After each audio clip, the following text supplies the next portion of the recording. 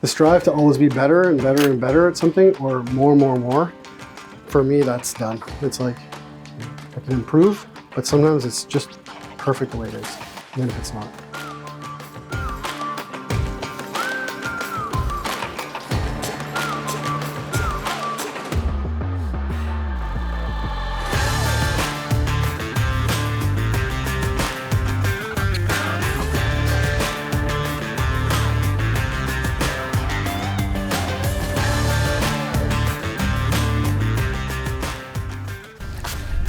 That's going to be for cutting boards, the thinner piece, and then this I'll use for probably some bud vases, not that big, 4 to 6 inches around.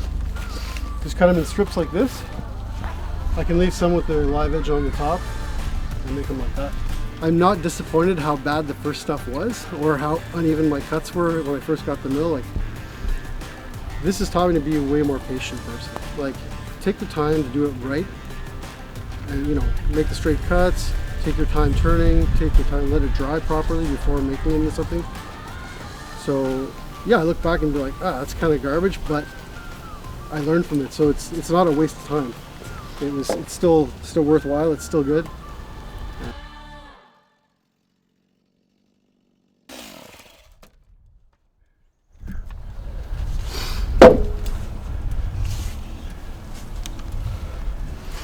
So you make like a vase out of this here. And here's our rough bowl blank. So we'll just a little bit more round inside. And we're set. Hold that up again for me there. Smile. There you go. There's some really good artists that are local, and I'm like, come get wood.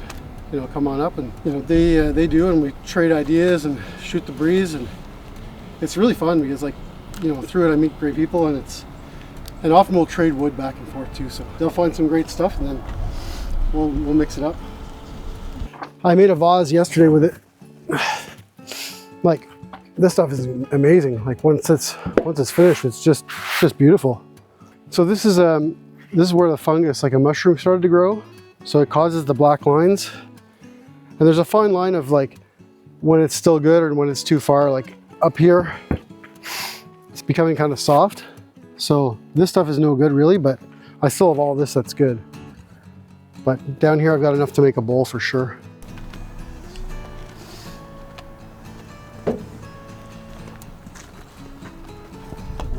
So what's the best pieces for bowl turning?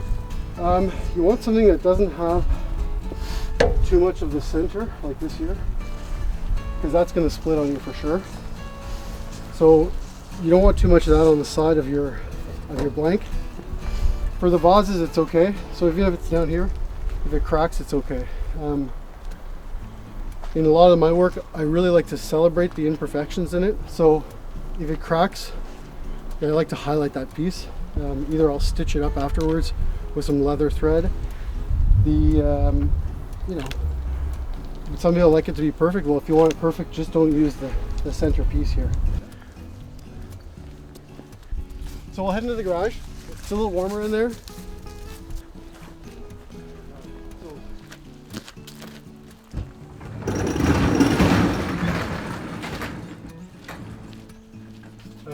A buddy of mine, Stephan, he gave me this bowl blank here. He's out in Merrickville. This is a cherry blank that I'm going to finish up eventually. There's this piece up here. This is from Terre et Neige. I went and stayed there, and I found this piece of driftwood, and I was like, I'll make something with this eventually. Like, I don't know what, but some sort of sculpture, I think.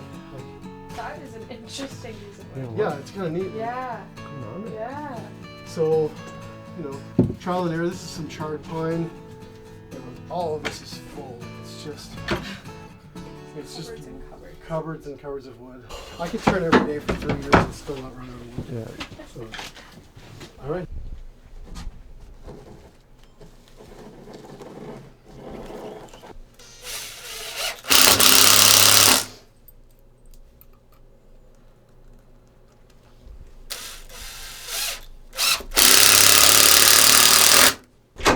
sometimes come out and your family's just like, well, where have you been? Yeah, it happens. Yeah, and that's why, like, usually, you know, often now when I turn, I turn when, people are going to sleep, and I'm just like, okay, I'm going to spend 2 hours in the mill. 2 hours turning.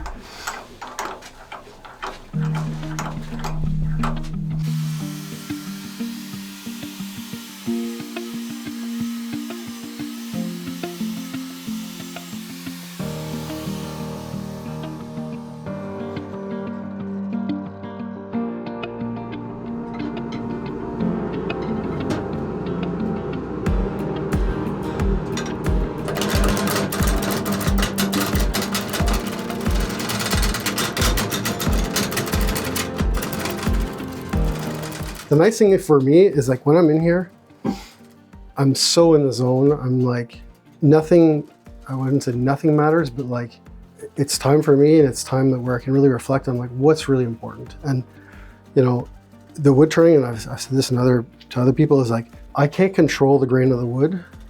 I can control the speed that I'm turning at, and I can control the angle I'm at. So, once again, back to being patient. Before I was super high paced, go, go, go. And I had to turn that dial down, slow it down, like take the time. And in life, it's that way. And like any conflicts that I've had in the past with work or other people, now it's just about, for me, it's like, change the angle and things will work out. Do I make this for people? Yeah, 100%. But do I make it for myself as well? Yeah. And even the pieces that I make for other people, like I've made urns, I've made commissioned bowls that are like people's property, but I'm still making it for me. So, and when I start making things that are not my idea or part of it, it doesn't work out. It just doesn't. And that's why sometimes I say no, because I can't do it. I can't do something that I'm not. So maybe I think about it too much. Who knows? I think an artist is better than what I do. So it's like, and I think that's part of why I do it, because I can learn every day. There's always something more to it. And I think, like, from people that I consider artists of what they're doing, I think that they're still super humble, and I look up to them and I'm like, wow, this person is like established. They're really good at it. But, I don't know. I don't know what the definition of an artist is, really. That's a very humble artist thing to say. I guess so. I think every artist would answer that the exact same. The strive to always be better and better and better at something, or more. For me, that's done. It's like, I can improve, but sometimes it's just perfect the way it is, even if it's not.